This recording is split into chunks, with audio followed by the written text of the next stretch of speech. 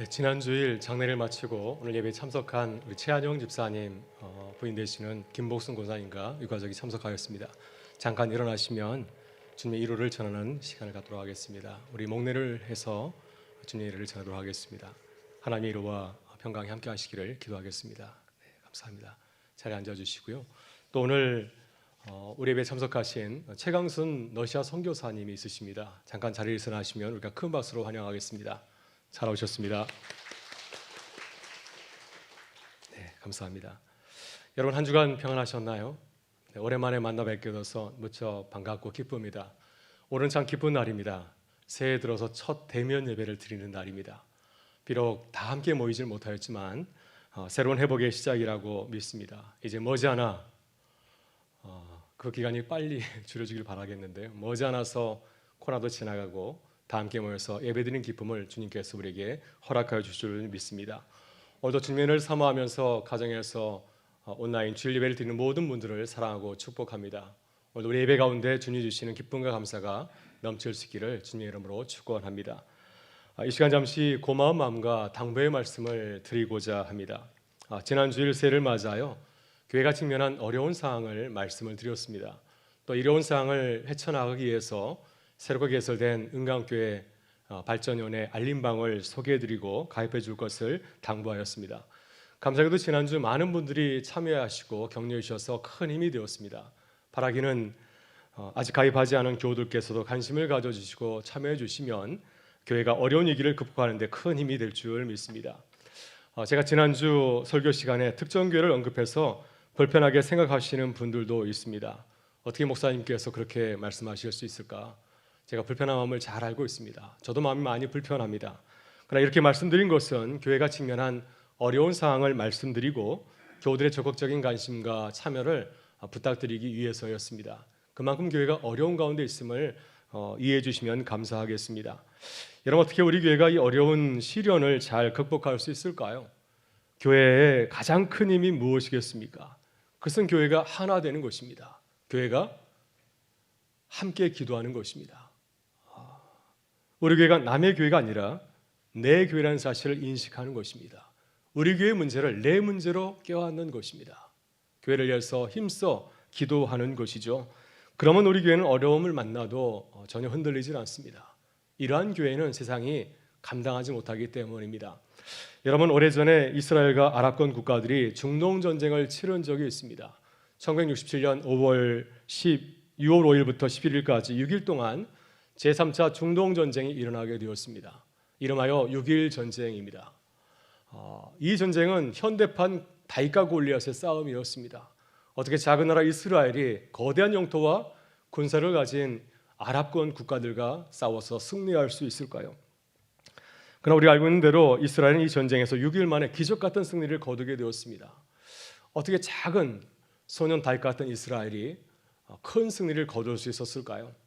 그때 이스라엘은 온 나라가 하나 되어서 국민이 하나 되어서 목숨 걸고 싸웠습니다. 멀리 유학 간 청년들도 학업을 중단하고 군대에 자원하였습니다. 이렇게 이스라엘은 유학생이 이르기까지 한 몸이 되어서 대응하게 될 때 국가 공동체의 어려운 위기 상황을 잘 헤쳐나갈 수가 있었습니다. 여러분, 그렇습니다. 공동체가 하나 되면 어떤 문제라도 아주 힘있게 대처하는 능력을 갖추게 되는 줄 믿습니다. 여러분, 우리는 그동안 은강교회를 통하여서 하나님의 놀라운 은혜를 입었습니다. 은강교회는 하나님께서 우리에게 주신 소중한 존재이죠. 어머니와 같은 존재입니다. 그동안 우리 교회를 통해서 입으신 은혜를 한번 생각해 보실 수 있기를 바랍니다. 이제는 우리가 힘써 교회를 섬기고 또한 세우고 도울 때입니다. 우리가 은강교회를 더욱 사랑하고 섬기게 될 때 우리 교회는 더 아름답고 소중한 교회로 성장하리라 믿습니다.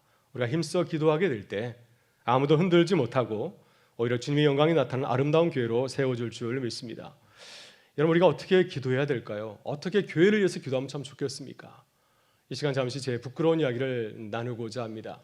2015년 제가 은강교회 부임하기 전에 저는 개인적으로 사역지를 놓고 기도하는 가운데 있었습니다. 그때 함께 섬기던 교회에 동역하던 많은 부목사님들이 계셨습니다. 근데 수년간 목사님들이 사역자를 찾지 못하는 가운데 있었습니다. 그때 그는 저는 선배 목사로서 영적인 부담감을 가지고서 이렇게 기도하였습니다. 하나님, 새로운 사역지를 열어주십시오. 저를 통하여서 많은 동역하는 우리 후배 목사님들에게 믿음과 소망을 전하게 하여 주옵소서. 부족한 저의 모습을 통하여서 함께 동역하는 분들에게 힘과 용기를 주시기를 간절히 바랍니다. 감사하게도 제가 은강교회 부임한 이후에 동역하던 목사님들이 다들 떠났습니다. 그래서 저는 그때를 생각하게 되면은 하나님께서의 부족한 기도를 기쁘게 받아주셨다고 늘 생각하고 하나님께 감사하고 있습니다. 여러분, 우리 교회도 새로운 비전을 가지고 함께 기도할 수 있기를 바랍니다. 정말 이때는 기도할 때입니다. 여러분, 이 재개발 문제 때문에 어려움을 겪고 있는 교회들이 참 많이 있습니다. 그들은 누구이죠? 그들은 주님의 몸된 교회들입니다. 우리의 형제와 자매된 교회들입니다. 우리 교회가 그들에게 아름다운 본을 보여줄 수 있기를 간절히 바랍니다. 온 교회가 하나 되어서 힘을 모으는 교회가 그 모습을 보여줄 수 있기를 바라고요. 또 기도의 위기를 극복하는 교회의 모습을 보여줄 수 있기를 바랍니다. 주님 주신 지혜로 슬기롭게 대처하는 교회의 모습을 보여줄 수 있기를 바랍니다. 그래서 많은 교회에 좋은 교회의 모습의 본을 보여주는 교회가 될 수 있기를 간절히 바랍니다. 우리가 지역사회에서 기도해야 됩니다. 지역사회를 향해서도 교회의 거룩하고 구별된 모습을 보여주고 하나님의 영광을 나타내고 또 실추된 교회의 권위를 보여주는 교회가 될 수 있도록 더 힘쓰는 우리 모든 교우들 되실 수 있기를 바랍니다. 여러분, 교회는 나부터 시작해야 되죠. 나부터 시작할 때 교회가 새로워질 수가 있습니다. 오늘 우리 은강교회 알림방에 참여해 주시고 교회를 위해서 기도해 주시기를 간곡하게 부탁을 드립니다. 우리 모든 교우들이 이 알림방을 잘 운영할 수 있기를 바랍니다. 모든 교우들이 알림방에 들어와서 함께 교회를 아름답게 세우고 또 교회의 어려움을 해결하는 데 힘을 모으는 그러한 사랑방이 될 수 있기를 주의 이름으로 축원합니다. 오늘은 주연절 셋째 주일입니다. 우리는 그동안 주연절 절기를 잘 몰랐죠. 대림절, 사순절, 또 부활절, 성령 강림절, 이러한 교회 절기는 잘 알고 있지만 주연절에 대해서는 잘 몰랐습니다. 그러나 교회를 따라서 주일 말씀을 나누면서 주연절의 의미를 새롭게 깨닫게 되었습니다.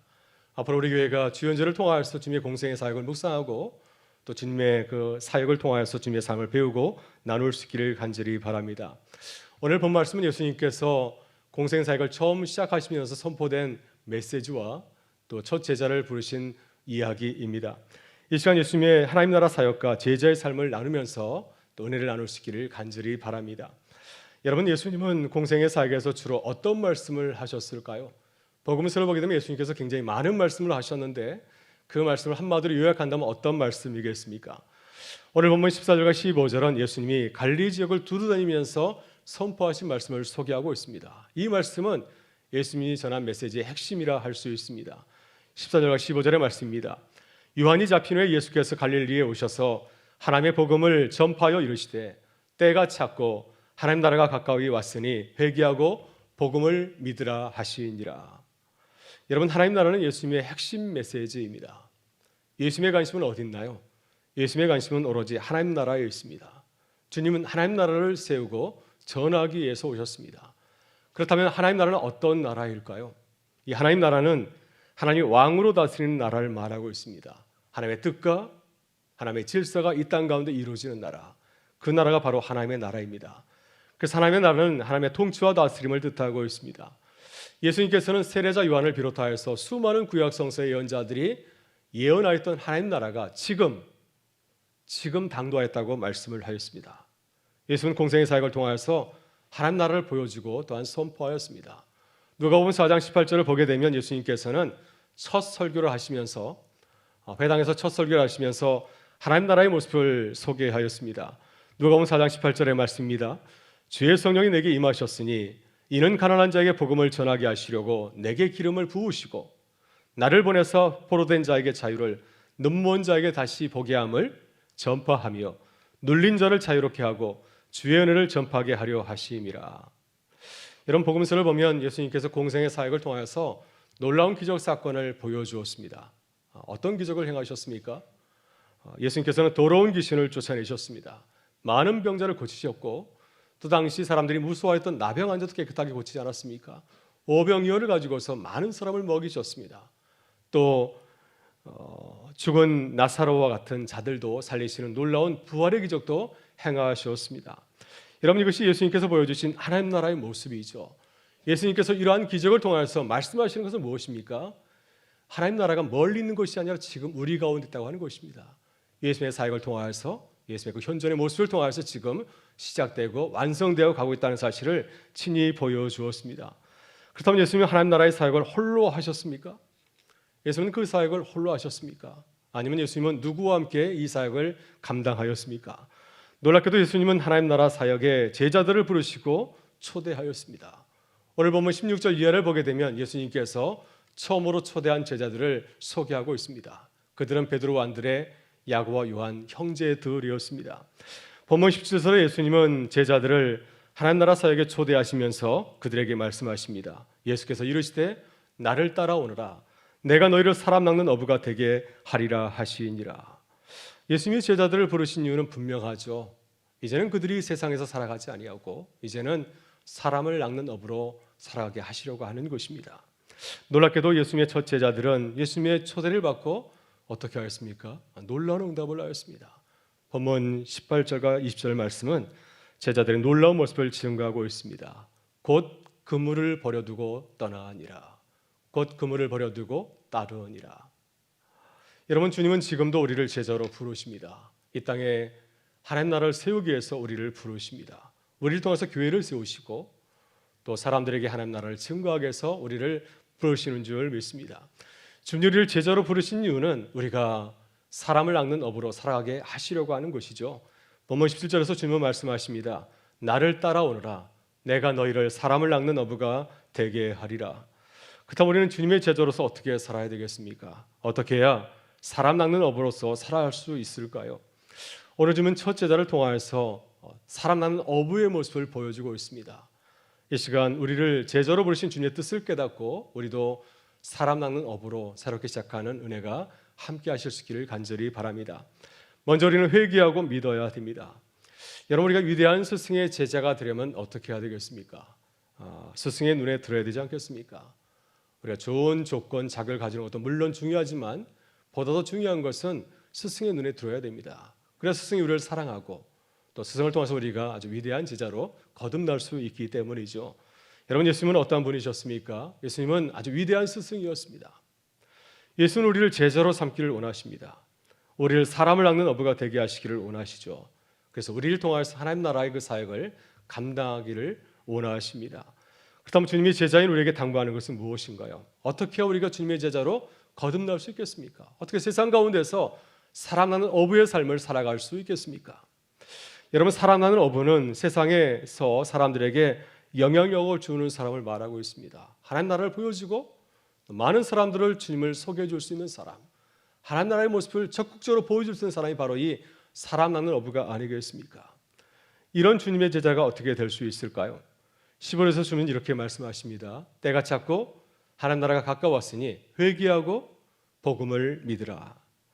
주님이 우리에게 요구하시는 것은 크게 두 가지이죠. 첫째, 우리는 회개해야 됩니다. 회개는 헬라어로 메타노이아, 이것은 돌아서는 것입니다.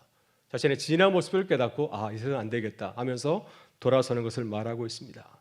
그러나 단순히 자신의 죄를 뉘우치는 것에서 끝나는 것이 아니라 철저하게 자신의 과거의 삶을 내려놓고 새롭게 제자의 삶을 시작하는 것, 이것이 회개의 삶입니다. 여러분, 성경에 회개의 삶을 살아간 많은 믿음의 사람들이 나오는데 그 중에 대표적인 사람은 바울 사도이죠. 바울 사도는 빌립보서 3장에서 자신의 회개한 삶을 소개해주고 있습니다. 그는 예수를 믿기 전에 자신의 삶을 배설물로 여겼습니다. 내가 예수를 믿기 전에 모든 삶을 배설물로 여기고 철저하게 포기하고 내려놓았습니다. 그리고 예수를 믿은 이후에 예수 그리스도를 아는 지식이 가장 고상하다고 고백하고 있습니다. 이것이 바로 회개가 아니겠습니까? 둘째, 주님이 요구하신 것은 믿음입니다. 여러분, 믿음은, 주님이 말씀하시는 믿음은 소극적으로 마음으로만 받아들이는 것이 아니라 우리의 삶의 현장에서 적극적으로 행동하는 것을 말하고 있습니다. 주님이 말씀하신 것을 내 삶 속에서 믿고 따라가는 것입니다. 이전의 모든 삶을 내려놓고 주님이 말씀하신 삶을 나의 삶으로 받아들이고 따라가는 것, 이것이 믿음의 삶이라 할 수가 있습니다. 예수님은 마가복음 4장 30절에서 하나님 나라를 겨자씨에 비유하였습니다. 마가복음 4장 30절의 말씀입니다. 또 이르시되 우리가 하나님 나라를 어떻게 비교하며 또 무슨 비유로 나타낼까? 겨자씨 한 알과 같으니 땅에 심길 때에는 땅의 모든 씨보다 작은 것이로되 심긴 후에는 자라서 모든 풀보다 커지며 큰 가지를 내나니 공중의 새들이 그 그늘에 깃들일 만큼 되느니라. 여러분, 하나님 나라는 겨자씨와 같습니다. 여러분, 겨자씨는 큰 씨앗이 아니죠. 우수한 씨 가운데서 가장 작고 초라한 씨앗입니다. 사람들이 바라볼 때 겨자씨 별 매력이 없습니다. 이 작은 씨가 뭘 맺을 수 있을까 의심할 수가 있습니다. 그러나 그 씨를 믿고 땅에 심게 되면은 놀라운 결실을 하게 됩니다. 모든 풀보다 크게 자라서 큰 가지를 내고 결국에는 공중의 새들이 깃들 만큼 크게 성장하게 됩니다. 따라서 제자는 어떤 사람인가요? 예수님께서 겨자씨 비유를 통해서 말씀하시는 제자의 모습은 무엇입니까? 제자는 겨자씨와 같은 하나님 나라의 능력을 믿는 사람입니다. 세상에서 부와 명예와 권력을 가진 근사한 사람을 믿고 따라가는 것이 아니라, 세상을 믿고 따라가는 것이 아니라 겨자씨와 같은 예수님을 믿고 따라가는 사람, 바로 이 사람이 제자라고 주님은 말씀하고 있습니다. 예수님 마태복음 13장에서 제자를 밭에 감추인 보화를 발견한 사람의 비유로 하였습니다. 어떤 농부가 농사를 짓다가 땅속에서 아주 큰 보화를 발견하게 되었습니다. 아주 오래전에는 전쟁이 많이 많아서 그 보화를 땅속에 감춰둔 모양입니다. 그 보화를 발견한 사람은 어떻게 하였습니까? 자신의 소유를 팔아서 그 밭을 통째로 나섰습니다. 이것이 한 나라를 믿고 살아가는 제자의 모습이라고 하는 것입니다. 오늘 우리는 어디에 믿음을 두고 살아가시나요? 우리는 세상보다 하나님 나라를 더 사모하고 의지하고 있으십니까? 여러분, 천국의 소망을 두고 천국의 보화를 전하는 제자들이 되실 수 있기를 주의 이름으로 축원합니다. 다음으로 우리는 잘 생각하고 이해해야 됩니다. 여러분, 우리가 예수님의 좋은 제자가 되려면 어떻게 해야 될까요? 우리는 예수님께서 말씀하시는 제자의 삶을 잘 이해하고 깨달아야 됩니다. 어설프게 이해하면 참 곤란합니다. 어설프게 이해하게 되면은 예수님의 제자도 되지 못하고 또 세상에 거하는 사람도 되지 못하기 때문이죠. 이것은 우리의 인생이 걸린 문제입니다. 그래서 우리는 제자의 삶을 잘 이해하고 깨달아야 됩니다. 예수님께서는 제자의 삶을 분명히 가르치셨습니다. 예수님은 당시 랍비들과는 전혀 다른 모습을 보여주었습니다. 당시 유대인 랍비는 제자들을 찾아가지 아니하고 제자들을 기다렸습니다. 제자들이 찾아오면 그들에게 말씀을 전하였고요. 또 당시 유대인 랍비들은 제자로부터 섬김을 받기를 원하였습니다. 또 그들은 한 자리에 오래 머물면서 율법을 잘 해석해 주었습니다. 그러나 예수님께서는 그렇게 제자들을 가르치지 않으셨죠. 오늘 본문을 보게 되면 예수님은 제자들을 찾아가셔서 부르셨습니다. 갈릴리 바닷가에서 그물을 던져 물고기를 잡는 베드로와 안드레, 야고보와 요한을 부르셨습니다. 그리고 예수님은 제자들에게 섬김을 받으려고 하지 않았습니다. 오히려 섬기려 하셨습니다. 제자들이 가르쳐 주었습니다.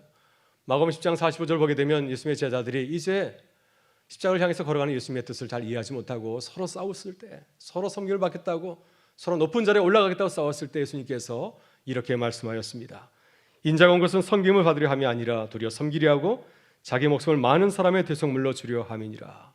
또한 예수님께서는 편안히 한 자리에 앉아서 제자들 가르친 것이 아니라 제자들과 함께 이곳저곳을 돌아다니면서 새로운 상황 가운데서 늘 하나님의 말씀을 새롭게 전하고 가르치셨습니다. 여러분, 예수님이 가르친 제자의 삶이 어떠한가요? 예수님께서 가르친 제자의 삶은 세상 일과는 전혀 달랐습니다. 세상에서 좋은 스승을 따르는 것은 이유가 있지 않습니까? 좋은 스승에서 좋은 가르침을 받고 세상에서 성공하고 잘 되기 위해서입니다. 그러나 예수님이 말씀하신 제자의 삶은 전혀 그런 삶이 아니었습니다. 예수님이 가르친 제자의 삶은 많은 위험과 불안과 자기 부인이 따르는 삶이었습니다. 마가복음 8장 34절에서 예수님은 이제 마지막에 제자들에게 그들을 위로하면서 어떻게 말씀하였습니까? 십자가의 고난과 죽음을 앞에 두고 너희가 잘 될 거야 라고 말씀하신 것이 아니라 주님은 마지막까지 제자들에게 이렇게 가르치셨습니다. 누구든지 나를 따라오려거든 자기를 부인하고 자기 십자가를 지고 나를 따를 것이니라. 이런 예수님의 모습이 이해가 되시나요? 이런 스승을 모시고 살아간다면 여러분, 제자의 마음이 어떠할까요? 예수님은 제자를 불러서 힘든 일로 인도하시는 것일까요? 왜 제자들을 계속해서 고난의 길로, 고생의 길로 인도하시는 것입니까? 그 이유가 무엇인가요? 예수님께서는 그 이유를 자신의 삶을 통해서 보여주었습니다. 사람 낚는 어부의 길 먼저 걸으시고 그들에게 그 의미를 말씀해 주었습니다. 사람 낚는 어부의 길, 고난에 이르는 길이죠. 십자가의 고난과 죽음이 기다리는 길입니다. 그러나 주님께서 이 어려운 길을 제자들에게 소개해주고 강청하신 것은 바로 이 길은 세상이 주지 못하는 놀라운 천국의 기쁨과 평강이 있기 때문이었습니다. 하늘의 놀라운 영광이 기다리는 축복의 삶이었기 때문이었습니다. 그래서 우리를 적극적으로 사람 낳는 어부의 길로 초대하시는 것이 아니겠습니까?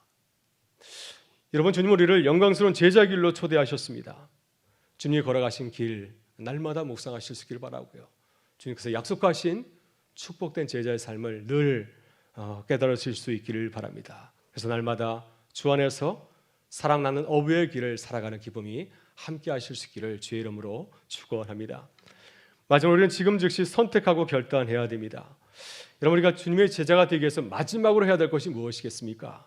마지막으로 해야 할 일은 지금 여기서 선택하고 결단하는 것입니다.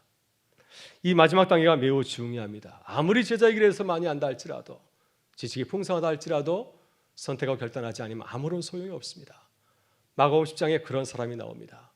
부자 청년이 예수님께 나와서 예수님의 제자가 되기를 원하였습니다.